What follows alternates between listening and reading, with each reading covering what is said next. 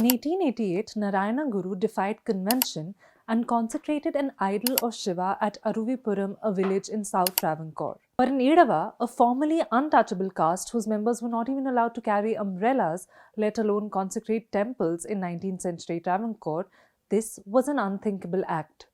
When asked whether he possessed the scriptural authority to perform the sacred ritual, Guru's reply was this: "My consecration is of an Idava and not of a Brahmin Shiva."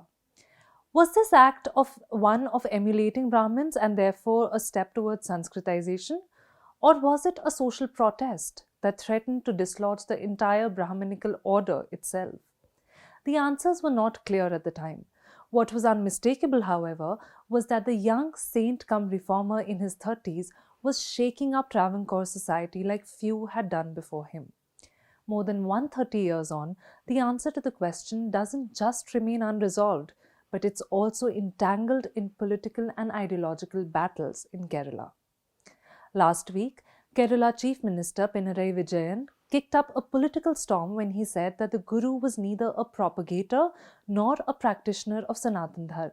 Instead, he was someone who tried to reconstruct Sanatana Dharma for the new age, the leader said. The BJP immediately lapped up the opportunity and claimed that the Chief Minister was insulting Sanatana Dharma for votes. The controversy has once again brought to the spotlight the dichotomy of the Guru's legacy, who was simultaneously and seamlessly both a religious Guru and a secular social reformer. But who exactly was Narayana Guru? What was the philosophy behind his often repeated maxim, one caste, one religion, one God? What was the socio-political context in which his philosophy took shape? And why is he still an ideological puzzle for modern-day politicians? In this video, we try to answer some of these questions. The Kerala of the 19th and 20th centuries, where Narayana Guru was born in the mid-1850s, had famously been called a lunatic asylum by Swami Vivekananda because of the caste exclusions and discriminations in the region. Prohibitions on lower castes were not just limited to the restrictions on worshipping higher Brahminical gods like Shiva or Vishnu, but also on carrying umbrellas, wearing shoulder cloths, or even being seen on public roads. An Idava, for instance, had to maintain a distance of 36 paces from a Nambudiri Brahmin and was not allowed to come within 12 paces of an Iyer, as it was believed that their proximity could pollute the higher castes. Guru was born into this so-called polluting caste in a lower middle-class matrilineal peasant family in a village 6 miles from north of Trivandrum. Despite the social stigma, however, his family had a strong intellectual tradition. His father was a school teacher and his uncle an Ayurvedic practitioner. In 1876, Nanu, as he was then called, went to an eminent scholar of Sanskrit, astrology, medicine and Vedanta for higher studies. By the time he came back, he had a deep knowledge of Hindu philosophy, scriptures, grammar, poetry, logic, Sanskrit, astrology, medicine, Vedanta, you name it. In 1881, much like his father, he started a school in his village, began to teach and got married. But neither his teaching career nor his marriage lasted too long. In 1884, Nanu left home in search of truth. Through his travels, he grew both intellectually and spiritually as he moved from a critical reading of scriptures to the understanding that the Vedas were not the sole reserve of the Brahmins, from learning yoga to gaining familiarity with bhakti traditions of Tamil Shaivite saints. As pointed out by author P. Chandramohan, the makeup of Narayan Guru's intellectual world was thus based on traditional knowledge. This is key to understanding Guru's politics, philosophy, and general worldview. As someone who was not a product of modern Western education and who remained isolated from the mainstream intellectual life of 19th century India, Guru did not internalize the reformist tropes of the time, which included a disdain towards idolatry and an uncritical dismissal of Sanskrit as the language of the Brahmins. Chandramohan noted that Guru saw idolatry as necessary for people in their early stages of their religious understanding before they could grasp the abstract truth embodied in spiritual philosophy.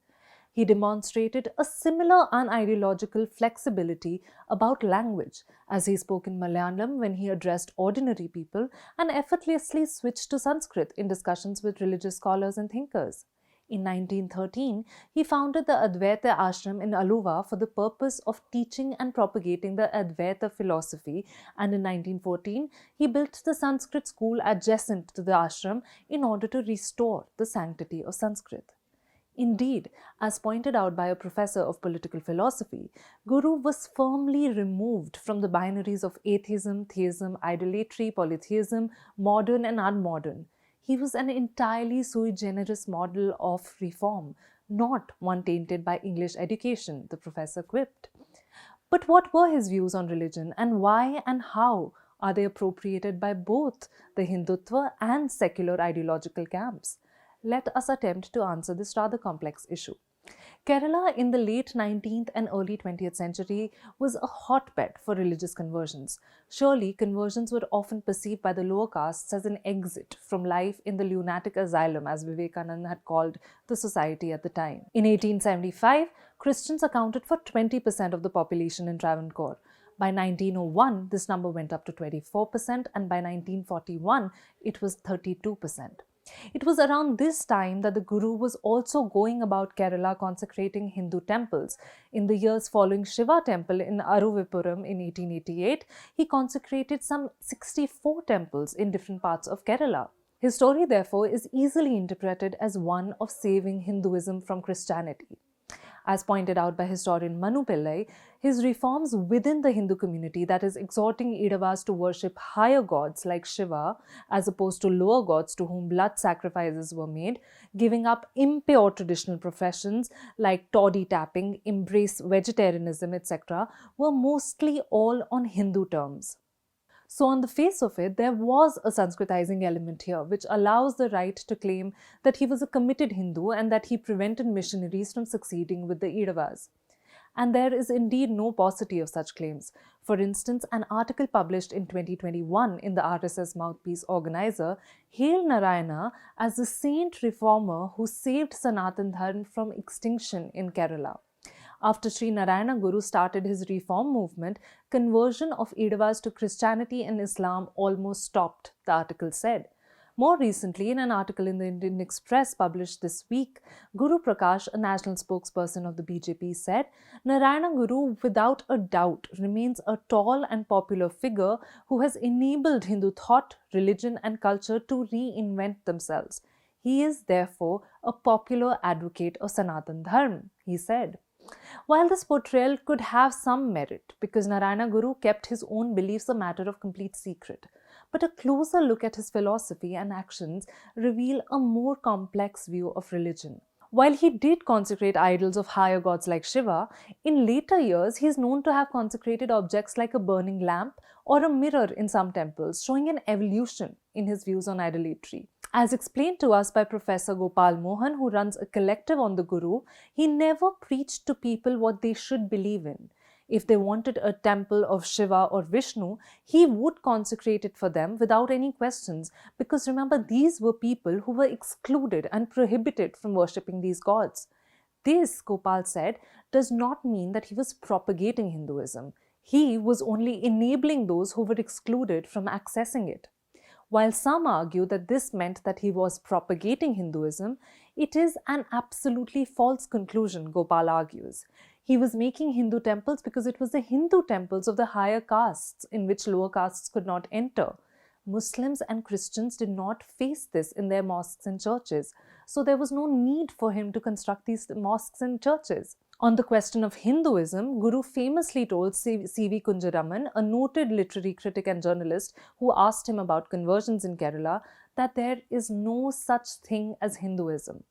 The residents of Hindustan, he said, were named Hindus by foreigners. If the inhabitants of India are Hindus, then what about native Christians and Muslims? Present-day Hinduism, Guru further argued, was simply a group name for the religions that originated in India except foreign religions like Christianity and Islam. If all religions that have originated in India can be termed Hinduism, he argued, it is not unreasonable if all religions that advocate the ultimate goal of salvation are called one religion. This was Guru's philosophy of one religion. Moreover, in a widely cited conversation between the Guru and Gandhi, the latter asked him for his views on conversion. Guru responded to Gandhi saying, "It can be seen that people who have converted are gaining freedoms. When people see that, they can't be blamed for saying religious conversion is good." When Gandhi further asked him if Hinduism was enough for the soul to attain moksha, the Guru responded saying, "Other religions also have a path to moksha, don't they?" But here is yet another caveat. The fact that Narayana's views do not align with modern day Hinduism or Sanatana Dharma does not, however, mean that they correspond with modern day secularism either.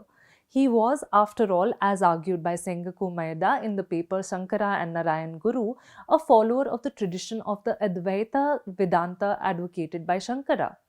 He not only studied religion deeply but also encouraged others to do the same.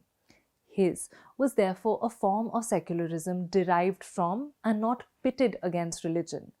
As argued by Maida in the paper, far from dissing religion, Narayana believed that religions serve as signposts for the seekers after truth. However, he said it is no longer authoritative for the one who has already attained truth, for he himself is the author of religion. Therefore, Guru was neither a believer nor the secularist of the modern type. The complexity of his views cannot be gauged through simplistic binaries. Thank you so much for watching.